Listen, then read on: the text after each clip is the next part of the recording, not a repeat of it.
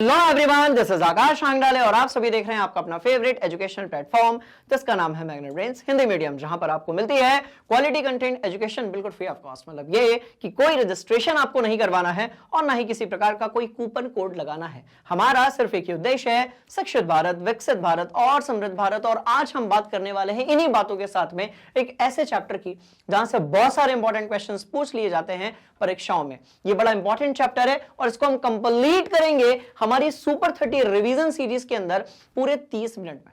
मतलब अगले 30 मिनट में इस पूरे चैप्टर के सारे कॉन्सेप्ट्स और इंपॉर्टेंट क्वेश्चंस आपके दिमाग के अंदर सेट होने वाले हैं।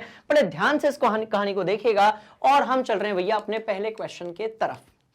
दूसरी बात ये कि मेरी जो स्पीड है वो थोड़ी सी फास्ट रहेगी, इसलिए आपको उसके साथ मैनेज करना है। और बीच में यदि कहीं पर कोई डाउट आता है, कमेंट बॉक्स में जाना है और उस डाउट को वहां पर आप पूछ सकते हैं। चलिए, पहला ही क्वेश्चन बड़ा शानदार है, बहुत सारी चीजों का ऐसे रिवीजन हो जाएगा कि आपको बताना है बाबूजी विलयन, निलंबन और कोलाइडी विलयन जो होता है इन सबके बीच में अंतर। तो बड़े ध्यान से देखिएगा, विलयन जो होता है, ठीक है, ये कैसा होता है? तो भैया ये तो समांगी होता है।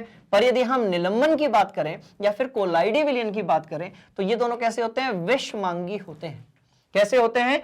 विषमांगी होते हैं। ध्यान से देखिएगा, कोलाइडी में बहुत सारे लोगों को डाउट होता है कि सर ये समांगी जैसा दिखता है तो क्या समांगी ही होगा? नहीं, दिखने से कुछ नहीं होता।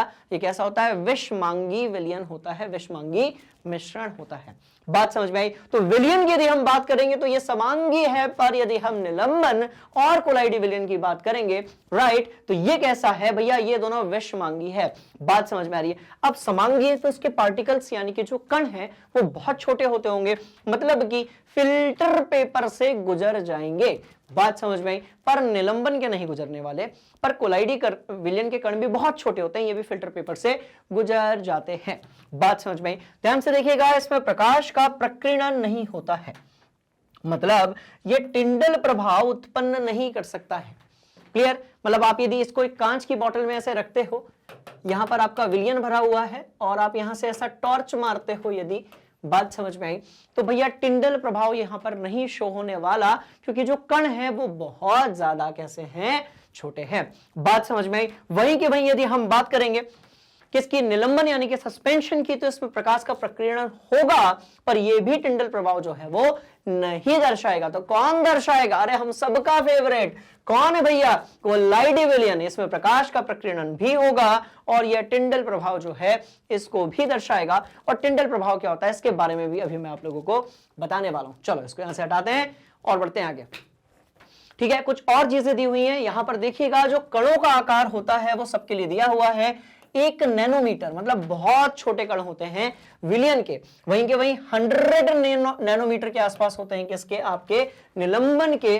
और 1 नैनोमीटर से 100 नैनोमीटर के बीच में होते हैं आपके कोलाइडी विलयन के। कुल मिलाकर बात यह है, बड़े ध्यान से देखिएगा, जगह का है अपने पास। देखो, सबसे छोटा होता है विलयन के कण, बोलो यस सर। विलयन से बड़े किसके होते हैं भैया? कोलाइडी के होते हैं, बोलो यस सर। कोलाइडी विलयन से बड़े होते हैं निलंबन के कण, बोलो यस सर। बात समझ में आ गई? इंटरेस्टिंग कहानी। तो विलयन से बड़े कोलाइडी विलयन और कोलाइडी विलयन से बड़े जो कण हैं वो किसके होते हैं? निलंबन के। बढ़ेंगे इस कहानी को आगे लेकर, बड़े ध्यान से आप देखिएगा। विलयन जो है ये स्थायी होता है विलयन जो है ये स्थायी होता है तथा इसके विलय पृथक नहीं किए जा सकते। छानन विधि द्वारा विलय के कणों को पृथक नहीं किया जा सकता। बात समझ में आ रही है? जैसे कि अल्कोहल को पानी में आपने मिला दिया, जैसे कि यदि अल्कोहल को पानी में आपने मिला दिया तो आप छानन विधि से अलग अलग नहीं कर सकते। बात समझ में आ रही है? वहीं के वहीं यदि हम बात करेंगे किसके बारे में भैया? निलंबन के बारे में, तो यह अस्थायी है तथा इसके कण कुछ समय बाद तली पर जमा हो जाते हैं, जैसे कि पानी पूरी का पानी। शाम के टाइम पे एक अलग फील आता है पानी पूरी खाने का, पर जब बहुत देर तक लोग नहीं आते हैं पानी पूरी वाले भैया के पास खाने, बात समझ में आई, तो देखना जलजीरा, पानी पूरी मसाला जो भी चीज होती है वो नीचे बेसमेंट में बैठ जाती है। तो वो क्या है? वो एक प्रकार का सस्पेंशन यानी कि निलंबन है। बात समझ में आई?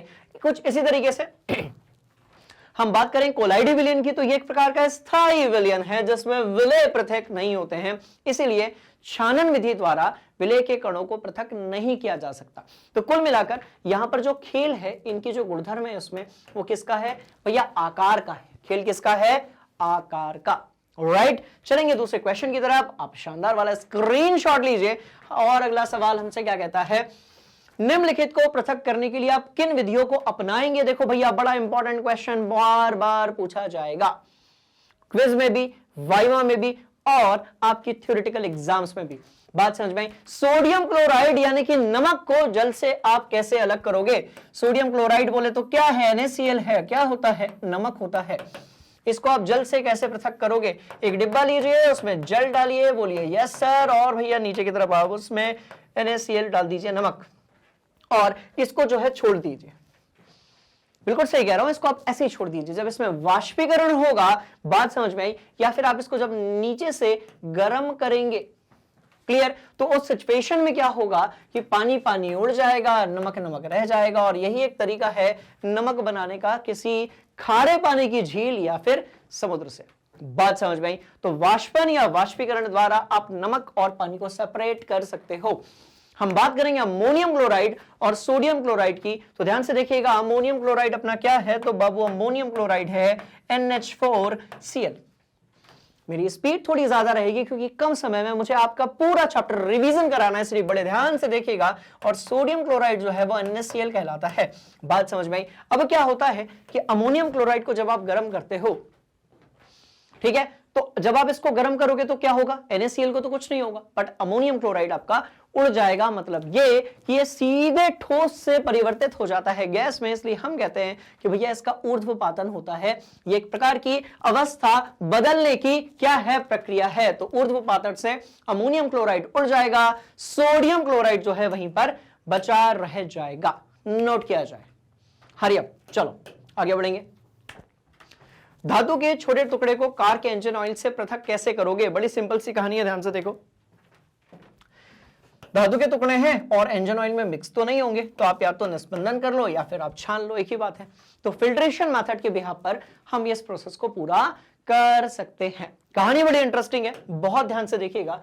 और भैया अगला क्वेश्चन पूछा गया है कि दही से मक्खन कैसे निकालोगे? क्या शानदार ये तरीका है। दही से मक्खन निकालने के लिए हमें सेंट्रीफ्यूगेशन या फिर अपकेंद्रण करना पड़ेगा। बिना इसके दही से मक्खन नहीं निकलने वाला, और जब तक मक्खन नहीं निकलेगा, बात समझ में आई? पराठे खाने में मजा कैसे आएगा? बड़ी इंटरेस्टिंग कहानी। चलो और आगे बढ़ेंगे। जल से तेल कैसे निकालोगे? भैया ये पृथक्करण कीप से हो जाएगा, क्योंकि आप जानते हो कि जो जल है और जो तेल है वो एक दूसरे में मिक्स नहीं होते हैं। बात समझ में आई? इसलिए आप जल और तेल को आपस में सेपरेट कर सकते हो। राइट, बोलो yes sir, yes sir, yes sir. इस कहानी को थोड़ा और आगे लेकर चलेंगे। वाह क्या बात है, चाय पीने की बात हो रही है। चाय से चाय की पत्ती जो है उसको कैसे आप पृथक करोगे? बड़ी सिंपल सी कहानी है। फिल्ट्रेशन या छानन विधि से हम चाय छन्नी के माध्यम से चाय को चाय पत्ती से अलग कर देंगे। इसके बाद बात हो रही कि भैया बालू से लोहे को कैसे निकालोगे? चुंबकीय पृथक्करण, क्योंकि भैया चुंबक जो होगा वो लोहे की जो पिन है उसको अपनी तरफ खींच लेगा। इस एक्सपेरिमेंट को बचपन में हम सबने किया हुआ है। जब हम एक मैग्नेट लेकर रेत के ऊपर जाते थे और बहुत सारे रेत के अंदर के जो मैग्नेटिक पार्टिकल्स हैं वो उससे कनेक्ट हो जाते थे। राइट, बोलो यस सर। अगले क्वेश्चन की तरफ चलेंगे। है बड़ा बढ़िया सवाल। भूसे से गेहूं के दाने को कैसे करोगे? अरे फटकेंगे भाई, फटकन विधि द्वारा करेंगे। इसके बाद हम आगे बढ़ेंगे। पानी में तैरते मिट्टी के महीन कण को पानी से अलग करने के लिए हम उसमें एलम यानी कि फिटकरी घुमा देंगे। फिटकरी पता है क्या करती है? मिट्टी के जितने भी महीन कण होते हैं उनको अपनी तरफ अट्रैक्ट करके नीचे की तरफ अवशेप बना लेती है, जो कि पानी में घुलनशील नहीं होता है। क्लियर है कहानी? बोलेंगे यस सर। आगे बढ़ेंगे। पुष्प की पंखुड़ियों को निचोड़कर अलग अलग प्रकार के जो रंग मिलते हैं हम उसे पृथक कैसे करेंगे? आप जानते हो कि क्रोमेटोग्राफी एक ऐसा तरीका है जिससे आप पृथक्करण कर सकते हो रंगों का। बात समझ में आई? और इसको हम क्या बोलते हैं? कलर क्रोमेटोग्राफी, जिससे आप इस प्रक्रिया को पूरा कर सकते हो। राइट, बोलो यस सर। चल रहे हैं अगले क्वेश्चन की तरफ, जो कि बड़ा इंटरेस्टिंग और बड़ा इंपॉर्टेंट है।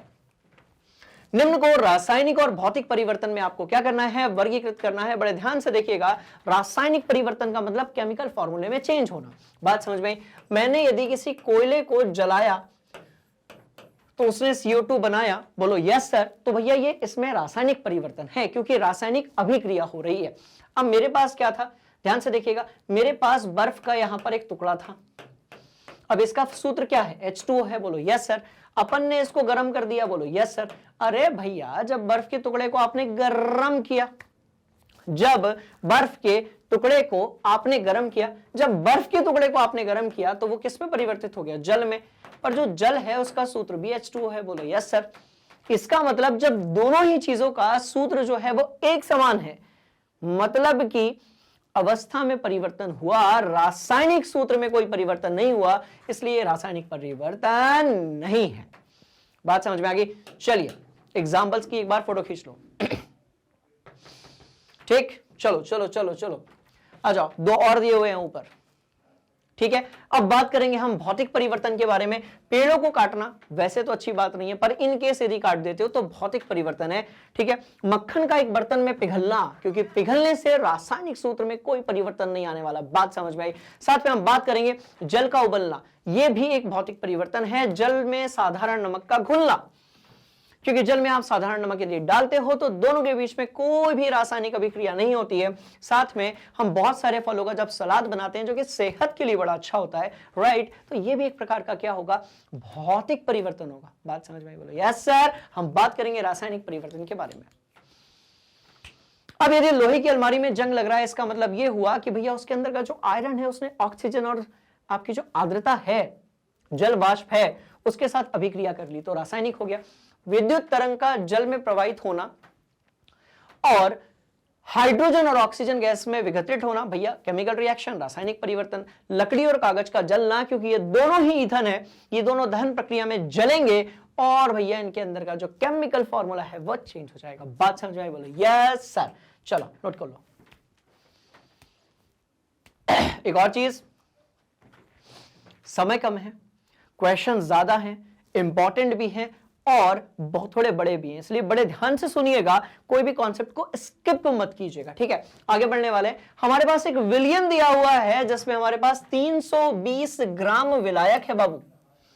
और जैसा कि आप जानते हो कि जल एक बहुत अच्छा विलायक होता है, जिसमें हमने जो है नमकीन पानी बनाने के लिए 40 ग्राम साधारण नमक डाला हुआ है, जिसमें हमने नींबू पानी बनेगा या नमकीन पानी बनेगा आज, है ना? चलो, तो ये विलय हो गया, वो हो गया आपका विलायक। क्या पूछा गया है? विलयन की सांद्रता। अब ध्यान से देखिएगा, सांद्रता को आप कैसे निकालोगे? सांद्रता को आप कैसे निकालोगे? तो सिंपल सी कहानी है कि आपको क्या लिखना पड़ेगा? विलय का द्रव्यमान बटे विलयन का द्रव्यमान। बहुत सारे स्टूडेंट्स विलयन की जगह पर विलायक कर देते हैं, विच इज रॉन्ग। विलय का द्रव्यमान बटे विलयन का द्रव्यमान। विलय का द्रव्यमान कितना है? तो बाबूजी यहां पर 40 है, विलयन का कितना है? तो 320 पे 40 को जोड़ा तो 360 आ गया।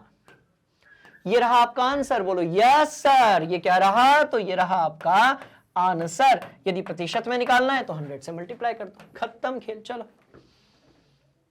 बात समझ में आ गई? ऊपर विलय नीचे विलयन, दैट्स ऑल, खेल खत्म, टाटा बाय बाय। चलिए आगे बढ़ने वाले हैं।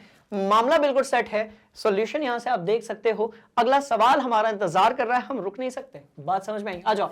अरुण, जो कि बड़ा इंटेलिजेंट प्राणी है, अरुण ने जल में सोडियम क्लोराइड का, ध्यान से देखिएगा, 0.01%, ठीक है, मतलब 100 में इतना भाग जो है NaCl का डाला। मतलब सीधी बात ये जो है ये विलय हो गया, ये विलय हो गया। ठीक है जी, चलो। निम्नलिखित में से कौन सा विलयन का सही संगठन है? भाई सीधी सी बात है, ध्यान से देखिएगा। इसका मतलब क्या होता है? इसका मतलब होता है, देखो थोड़ी सी मैथ्स तो अपन ने भी पढ़ रखी है कि 100 में 0.01 मतलब 100 ग्राम में 0.01 ग्राम क्या है? आपका NaCl है। बोलो यस सर। बात समझ में आई? और डाला किसमें भाई ने? जल में। तो जल जो होगा, राइट, जल जो होगा उसको कुछ नहीं करने का, 100 में से माइनस कर दो। बोलो यस सर। क्या आंसर आ जाएगा? देख लो आप सीधे सीधे। ठीक है, 10 में से 1 गया, 9, थोड़ा जगह बनाते हैं, 9 9 9 और 9। बात समझ में आई? तो इतना जो है वो जल हो जाएगा आपका। याद रहे, जब आप विलयन बनाते हो और जब आप प्रतिशत संगठन की बात करते हो तो आपको हमेशा यह चीज ध्यान रखनी कि कुल मिलाकर 100% होना चाहिए। बहुत सारे स्टूडेंट्स ये लगा देते हैं, किधर गया किधर गया, ये वाला, ऊपर वाला या ये वाला। ऐसा नहीं हो सकता, ये है सही ऑप्शन। दोनों का मिलाकर 100 होना चाहिए बाबू। बात समझ में आई? बोलो यस सर। स्क्रीनशॉट ले लो। दोनों का मिलाकर 100 होना चाहिए। बात खत्म, टाटा बाय बाय। तो सही विकल्प कौन सा होगा? सी होगा। ठीक है, चलिए स्क्रीनशॉट, हरी अप।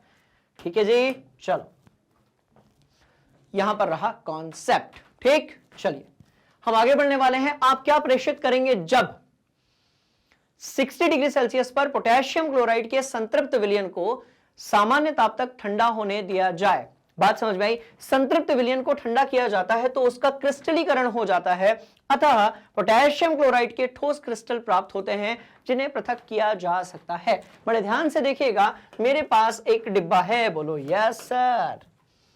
मेरे पास एक डिब्बा है, उसमें पोटेशियम क्लोराइड यानी कि KCl है, इसमें पोटेशियम क्लोराइड यानी कि KCl है। बात समझ में आ रही है? और इसका तापमान है 60 डिग्री सेल्सियस और सामान्य तापमान कितना होता है? 25 डिग्री सेल्सियस। पूरे साल भर अपने आसपास का जो नॉर्मल टेम्परेचर है वो 25-30 के आसपास होता है, बोलो यस सर। अब यहां पर ऐसा है, अब जब आप इसको ठंडा होने दोगे, ठंडा ठंडा ठंडा ठंडा, कूल कूल कूल कूल, जब आप इसको ठंडा होने देंगे, राइट, तो पता है क्या होगा? सोडियम क्लोराइड के क्रिस्टल थोड़ी देर बाद मुझे यहां पर दिखने लगेंगे। That's all, that's all, that's all, that's all, that's all. बात समझ में आई? तो इसको हम बोलते हैं क्रिस्टलीकरण या फिर क्रिस्टलाइजेशन इन इंग्लिश। ठीक है जी, तो ये प्रकार की पृथक्करण की क्या है? विधि है। बड़े ध्यान से इसको कॉपी में लिखिएगा, इसके क्वेश्चंस पूछ लिए जाते हैं कई बार। ठीक है जी, चलो और आगे बढ़ेंगे। ये इसका पहला भाग था। अब दूसरे भाग की तरफ हम आएंगे। शक्कर के जलीय विलयन को शुष्कन तक गर्म किया जाता है। बात समझ में आई? तो प्रारंभ में जो जल होगा वो वाष्पित हो जाएगा, उसके बाद शक्कर जलकर कैसी हो जाएगी? काली हो जाएगी।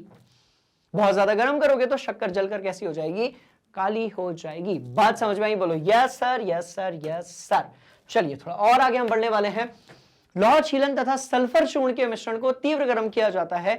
भाई सीधी सी बात है, यहां पर होने वाली है केमिकल रिएक्शन, जहां पर हम Fe को S के साथ मिलाकर बना देते हैं FeS, जैसे हम कहते हैं iron sulphide, tata bye bye. Right, बोलो यस सर।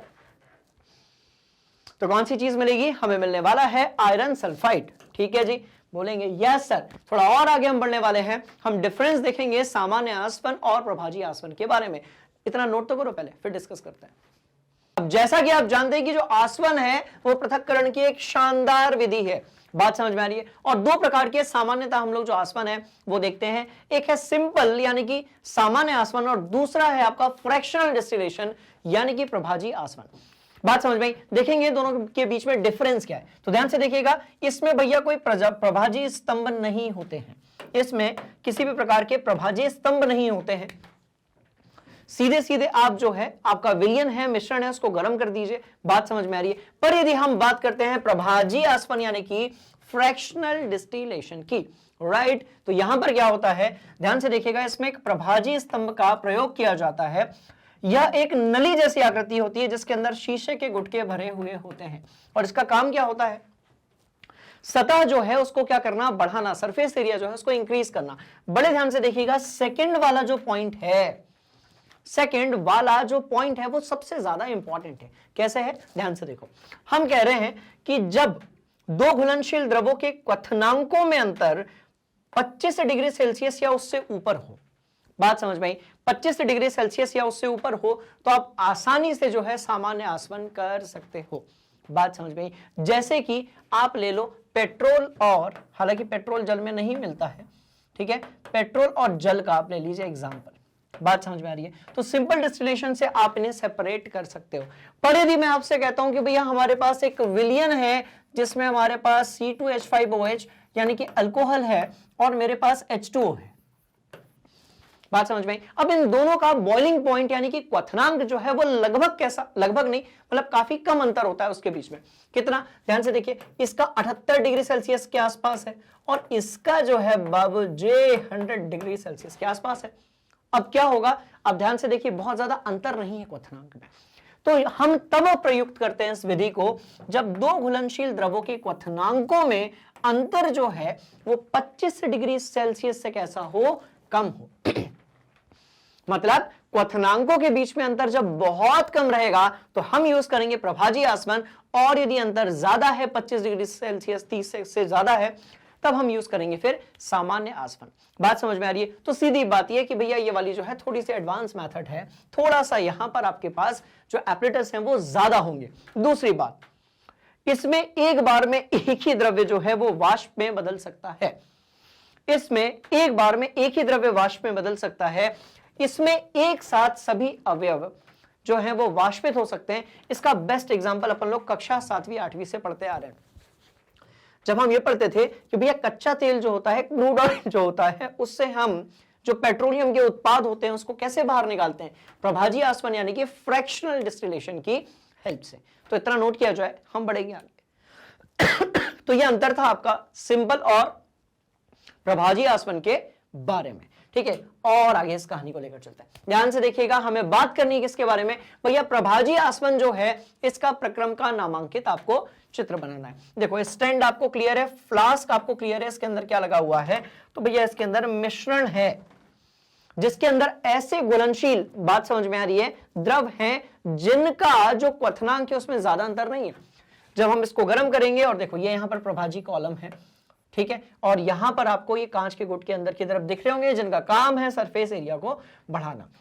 तो जिसका क्वथनांक कम होगा, जिसका बॉइलिंग पॉइंट कम होगा, वो जल्दी से वाष्पीकृत हो जाएगा और यहां से चला जाएगा। यहां पर जो है शीतल जल से वो वाष्प से किसमें परिवर्तित हो जाएगा, वापस से द्रव में। बात समझ में आई? तो एक द्रव यहां से वाष्पीकृत होकर इसमें से जाता हुआ द्रव में वापस से यहां आ जाएगा। बात समझ में आ रही? दूसरा वाला उधर ही बचा रह जाएगा। तो थर्मामीटर भी आपको साथ में लेना है यहां पर, राइट, जो ये बताएगा कि तापमान कितना है, क्योंकि तापमान से ही तो आप किस चीज का पता लगाओगे, क्वथनांक बोलो यस सर। बात समझ में आई? तो कहानी बड़ी इंटरेस्टिंग है, नोट किया जाए।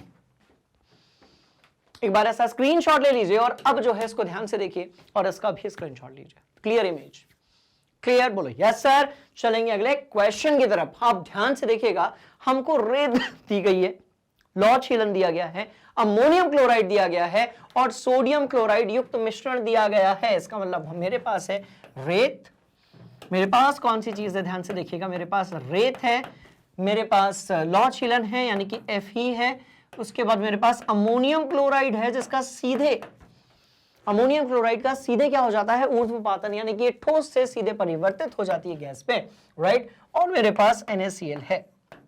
चलो ये हो गया नमक हमारा। तो बाबूजी अपने पास कुल मिलाकर ये चार चीजें हैं। इस मिश्रण को, इन अवयवों को, इस मिश्रण में से इन अवयवों को आप कैसे पृथक करोगे, ये आपसे पूछा गया है। बहुत आसान। आप बोलोगे सर सबसे पहले तो हम चुम्बक लेकर आऊंगा। बात समझ में आई? सबसे पहले हम चुम्बक लेकर आएंगे और पूरा खेल खेलेंगे, क्योंकि जो लोहे के छीलन होंगे, लोहे का जो भी आपका क्या है पाउडर होगा, वो किससे चिपक जाएगा, चुंबक से। चलो भैया एक विकेट तो गिरा, सबसे पहले एक विकेट तो गिरा। बात समझ में आ गई? इसके बाद हम क्या करेंगे, ध्यान से देखिएगा, इसके बाद हम इसको गर्म करेंगे। ये जो मिश्रण होगा इसको हम क्या करेंगे, गर्म करेंगे। जब हम गर्म करेंगे तो अमोनियम क्लोराइड का ऊर्ध्वपातन होगा, तो हमारा जो दूसरा वाला विकेट है वो भी गिर गया। चलो ठीक है, अब क्या बचा, ध्यान से देखिएगा, अब रेत है आपके पास और सोडियम क्लोराइड है। अब आपके पास रेत है और सोडियम क्लोराइड यानी कि नमक है। बात समझ में आ रही है? तो अब इसमें आप पानी डाल दो। जब आप पानी डालोगे तो नमक नमक जो है वो पानी के साथ क्या हो जाएगा, ध्यान से देखिएगा कितना शानदार क्वेश्चन है। नमक नमक पानी के साथ घुल जाएगा और रेत रेत बन जाएगी। फिर उसको आप छान लो, छानने के बाद तीसरा विकेट गिरा, रेत बाहर हो जाएगी। बोलो यस सर। और नमकीन पानी जो है वो बीकर में रह जाएगा, वो अलग हो जाएगा। उसके बाद उसका क्या करो, आप वाष्पीकरण कर दो, पानी पानी उड़ जाएगा, नमक नमक रह जाएगा, चौथा विकेट मिल गया आपको। बात समझ में आई? तो ऐसा करके वन बाय वन आप इस मिश्रण में से अलग अलग प्रकार के जो अवयव हैं, अलग अलग प्रकार की जो चीजें हैं, उसका क्या कर सकते हो, पृथक्करण, फिल्ट्रेशन जो है वो कर सकते हो। ठीक है, बढ़िया सवाल था, स्क्रीनशॉट। ठीक बोलो यस सर। बढ़ेंगे आगे। हाँ जी, आप इन सब की जो पृथक्करण विधि है, तकनीक है, सिद्धांत है, उसको लिखना है। एसीटोन और जल, चॉक पाउडर और जल, फूलों में से पिगमेंट। बात समझ में आई? ध्यान से देखिएगा क्या क्या आंसर होगा। बड़ी इंटरेस्टिंग कहानी है कि भैया एसीटोन और जल को हम आसवन विधि से कर सकते हैं, और आसवन विधि जो है इससे हम कर सकते हैं। एसीटोन का मुझे एग्जैक्ट याद नहीं आ रहा है, 52 डिग्री सेल्सियस के आसपास इसका होता है क्वथनांक, जल का तो 100 होता है, सबको क्लियर है। तो ध्यान से देखिएगा, क्वथनांक जो है वो 25 डिग्री सेल्सियस से ज्यादा अंतर है बात समझ में आ रही है? इसीलिए आप जो है इसमें सिंपल डिस्टिलेशन यानी कि सामान्य क्वथन आपका जो आसवन विधि है उससे आप कर सकते हो इस मिश्रण को अलग। सिद्धांत ये है, चॉक पाउडर और जल जो है उसको आप कैसे करोगे भैया? छानना। बात समझ में आ रही है? क्योंकि जो चॉक पाउडर है वो जल में अघुलनशील है। वहीं के वहीं यदि हम बात करेंगे फूलों में पिगमेंट जो होता है उसको, तो हम इसको क्रोमेटोग्राफी से करेंगे, क्योंकि आप जानते हो कि हर एक रंग की जल में जो घुलनशीलता है वो अलग अलग होती है, किसी की कम होती है, किसी की ज्यादा होती है, राइट? चलिए पक्का तगड़ा एक क्वेश्चन था, और कुछ था क्या इसमें? नहीं था। चलिए हम लास्ट क्वेश्चन की तरफ चलेंगे। हमसे पूछा गया है कि भैया समांगी और विषमांगी मिश्रण में अंतर बताना है। बात समझ में आई? बड़े ध्यान से देखिएगा। समांगी मिश्रण यदि एक बार बन गया, समांगी मिश्रण क्या होता है कि उसमें जो विलय के आपके कण होते हैं वो विलायक के अंदर इतना एकदम सामान्य रूप से, बात समझ में आ रही है, एक समान रूप से यूनिफॉर्मली डिस्ट्रीब्यूट होते हैं पूरे। यदि हम विषमांगी की बात करेंगे तो विषमांगी में ऐसा नहीं होता है। तो क्या होता है देखते हैं, आ जाओ। ठीक है, इसमें एक समान संगठन होता है, इसमें जो है एक समान संगठन होता है, और इसमें एक समान संगठन नहीं होता है। थोड़ी देर बाद विषमांगी मिश्रण जो है, थोड़ी देर बाद विषमांगी मिश्रण के जो विलय के कण हैं, क्योंकि उनका आकार बड़ा होता है इसलिए वो विलयन में एक समान वितरित नहीं रह पाते और बेस में यानी कि तल में बैठना शुरू कर देते हैं। बात समझ में आ रही है? चलिए उदाहरण से समझते हैं और मजा आएगा, राइट? तो इसमें विभिन्न अवयवों के बीच कोई स्पष्ट पृथक्करण सीमाएं नहीं होती है। उदाहरण के लिए जल में चीनी मिला दो, जल में नमक मिला दो, अल्कोहल में जल मिला दो, कार्बन डाइसल्फेट में सल्फर मिला दो। बात समझ में? मिला दो, छोड़ दो, वैसे ही रखा रहेगा, कुछ नहीं होने वाला। पर यदि हम बात करेंगे तेल में जल, चीनी तथा नमक, बालू तथा नमक, तो इसमें क्या होगा? एक समान होने वाला है नहीं, इसमें एक समान संगठन होने वाला नहीं है। बात समझ में आई? मतलब ये कि इसमें पृथक्करण कैसे हुआ है वो अपने को दिख रहा है, बाउंड्री अपने को दिख रही है कि भैया अच्छा रेत का कण दिख रहा है, चीनी का कण दिख रहा है, ये समझ में आ जाता है इसमें। बात समझ में आई? तो समांगी बोले तो होमोजीनियस मिक्सचर, विषमांगी बोले तो हेट्रोजीनियस मिक्सचर। बात समझ में आई? बोलो यस सर। तो इस तरीके से हमने एक शानदार क्वेश्चन जो है इसको कंप्लीट कर लिया है। और भैया इसका अच्छा एक और चीज, इसके अवयवों को आसानी से देखना संभव नहीं है, और इसके अवयवों को प्राय देखा जा सकता है, जैसा कि मैंने अभी रेत और चीनी वाला एग्जाम्पल आपको बताया। और इस तरीके से 30 मिनट में हमने पूरी कोशिश की इस पूरे चैप्टर के इंपॉर्टेंट क्वेश्चंस और कॉन्सेप्ट्स को आपके दिमाग के अंदर बिल्कुल सेट करने की। फिर भी यदि आपको कोई डाउट है आप कमेंट बॉक्स में पूछ सकते हैं, और इसी तरीके से आप दूसरी चीजों के लिए एक्सेस कर सकते हैं मैग्नेट ब्रेन्स और मैग्नेट ब्रेन्स हिंदी मीडियम। करना कुछ नहीं है, जाना है गूगल पे, सर्च करना है मैग्नेट ब्रेन्स। आपके सामने जो है एक ऐसा पेज आ जाएगा जहां पर आपको इंग्लिश मीडियम के लिए ये सारी चीजें अवेलेबल होंगी। हिंदी मीडियम की यदि हम बात करें तो नीचे वाली सारी चीजें अवेलेबल होंगी, जैसा कि मैंने आपको बताया, क्वालिटी कंटेंट के साथ में, बिल्कुल फ्री ऑफ कॉस्ट। साथ में आप जो है बुक्स और ई बुक्स को भी एक्सेस कर सकते हो, जिसकी जो लिंक है वो नीचे डिस्क्रिप्शन में गिवन है। तो बढ़िया तरीके से पढ़िए, जो भी डाउट होता है उसको कमेंट बॉक्स में पूछिए, और शानदार एग्जाम में रिजल्ट में आपका परफॉर्म कीजिए। मिलते हैं अगली क्लास में, तब तक बने रहिए हमारे साथ। Thank you so much. जय हिंद।